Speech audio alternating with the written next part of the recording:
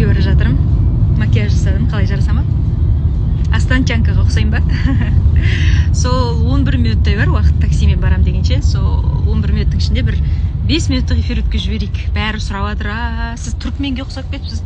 Түркменге ұқсайм ба? Түркмендерге ұқсайм ба? Сосын айтамын да, енді түркмендерден қатты алыс емеспіз ғой.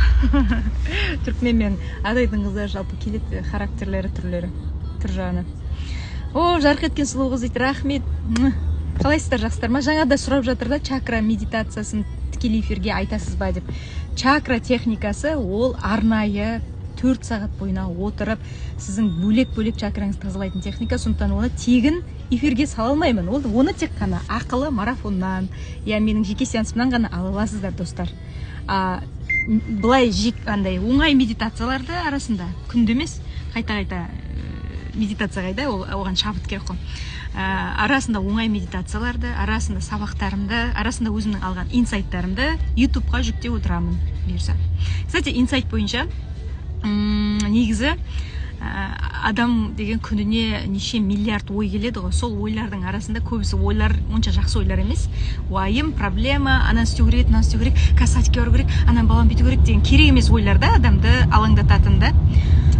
И сондай моменттерде арасында өте сирек жағдайда адамның состояние тапқан кезде бір күшті инсайттар келеді.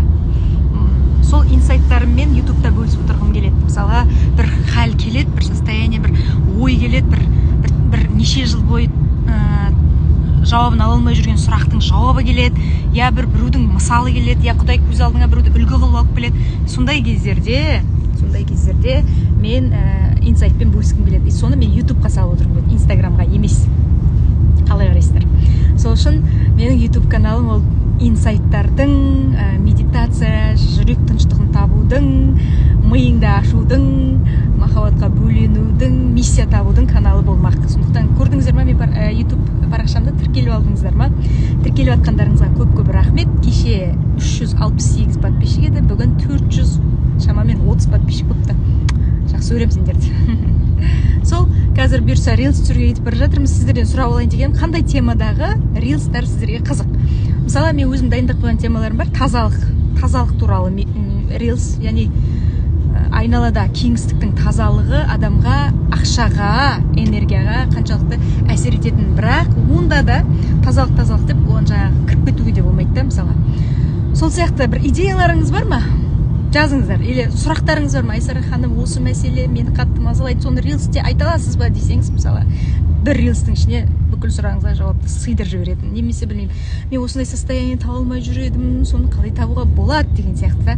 Сондай бір идеяларыңыз болса, күшті көреді, қазір айтсаңыздар, себебі бәрі мен подписчиктерімді тыңдаймын, бәрі сіздер үшін жасаймын, сіздерге пайдалы болсын, сіздерге әсерлі болсын, сіздерге жан дүниеңізді жақсартсын, бір күшті хәлдер тапсын деген мақсатта Инстаграмды жүргіземін. Давайте сұрақтарыңызға бір қарайық. Сәлем бәріне. Сұлу қыз дейді. Сізде сұлусыз, шын мәнінде керемет сұлусың дейді. Рахмет Зи. Шын мәнінде сіз сұлусыз, сол үшін адам өзінің ішінде болған нәрсені ғана сырттан көреді. Өзінің ішіндегі негативті де, позитивті де сырттан көреді. Сондықтан да егер біреу сізге жыныңызға тиіп тұрса да, немесе біреуді қатты жақсы көріп тұрсаңыз да, демек сол қасиет сол адамдағы сіздің ішіңізде бар. Соны ашу керек деген сөз. Саламатсыз ба? Көрмедік дейді. Жарқ ете қалатын сіңілім, үнемі қарап отырамын, күтіп дейді. Осылай қуантып қояды өзі. Рахмет, нұрлы гүл. Алла разы болсын. Бүгінгі астрологиялық көрдіңіздер ғой. Бүгінгі астрологиялық кеңестер бойынша істің күні, сондықтан өткізіп алмаңыз. Бүгінгі күнді жұмыс жасаңыз, не істеп жатсыздар? Давайте онда сонымен бөлісейік. Ешкімге идея жоқ сияқты. Қазір заманда адамдардың идеялары ақша табуға жинақталған шын мәнінде. Себебі қазір қымбатшылық, девальвация, доллардың бір өсуі, теңгенің құлау, анау мынау түрлі ситуация. Бірақ мен сіздерге айтайын, ол ситуация өмір бақи болған бізде негізінде. 90 жылдың кризисі болды, 2000 жылдары 2000 жылдың кризисі болды, 2007 жылдары сол жылдың кризис деген бізде постоянно болып отырады, және мамандар үнемі қорқытады, ойбай, алда кризис, құрайын деп жатырмыз, өлейін деп жатырмыз, бүйтейін деп жатырмыз деп үнемі қорқытып отырады. Ол қоғамның сондай заңы, адамдарды бір кішкене қорқынышта ұстап отыру оларға тиімді. Сондықтан да, достар, ақша деген темадан, кеше Гүлбағда айтты ғой, мен содан шықтым деп, содан шығуды не істеу керек та. Сол матрица ғой, бұл матрица дегеніміз мысалға бір қоғамның қалыптасып қалған бір маятник сияқты, бір қалыптасып қалған бір система да. Сен оған кіріп кетесің, сен сол системаның заңымен жүресің. Таңнан кешке дейін тек сол система, бір система. Ол системадан шыға алмайсың, шықсаң сені өлтіреді, или аштан қаласың, я жалғыз қаласың, қоғамға араластырмайды. Осылайша қоғамның әр мүшесін басқарудың бір әдісі. Сондықтан сол матрица, матрицаның да түрі болады. Мысалға, білмеймін, некенің матрицасы бар ма? Мысалы, некенің матрицасына кіріп кеттің, сосын сен бір керек емес установкаларды алып алдың. Мен деген идеал әйел болуым керек, мен идеал шеше болуым керек, мен идеал қыз болуым керек деген сияқты бір не кіріп кетесің. Установкалар жаулап алады сені, түгел еркін ойлай алмай қаласың. Шын махаббат деген нәрсені жоясың. Былайша айтқанда, сол матрицадан шығу керек. И ақшаның да өз матрицасы бар, мысалы. Яғни ақша жетпейді, ақша аз, кредит, қарыз деген сияқты сол тема. Ең бірінші матрицадан шығудың бірінші жолы қарыздан шығу. Ақша матрицасынан шығудың бірінші жолы қарыздан шығу, кредиттен шығу, рассрочкадан шығу. Мүлдем мүмкіндігінше аштан өлейін деп жатсаңыз да, үйде дым тамақ қалмаса да, тек бір нанмен өмір сүріп жатсаңыз да, қара шаймен өмір сүріп жатсаңыз да, қарызға кірмеңіз мүмкіндігінше. Даже рассрочка алған жағдайда да оны сау ақылмен шешу керек, сау ақылмен. Сол қарызыңызды төлей алатындай 3 есе 4 есе кірісіңіз бар ма, және ол тұрақты кіріс па? Ол ертең орта жолда жұмыстан шығып кетпейсіз ба? Тағы да сондай қауіптер төніп тұрған жоқ па? Экономикалық кризис бұны жойып бүйтіп жүрмейміз. Бәрін ойластырып барып, алса да рассрочка алсаңыз да, соны ойластырып барып кірген дұрыс. Сондықтан ақша темасынан шыққыңыз келсе, ақша матрицасынан, бірінші кезекте кредитпен, қарыздан құтылыңыз. Біріншіден рассрочка бәрінен реттен. Екіншіден, соны алмауды үйрену керек.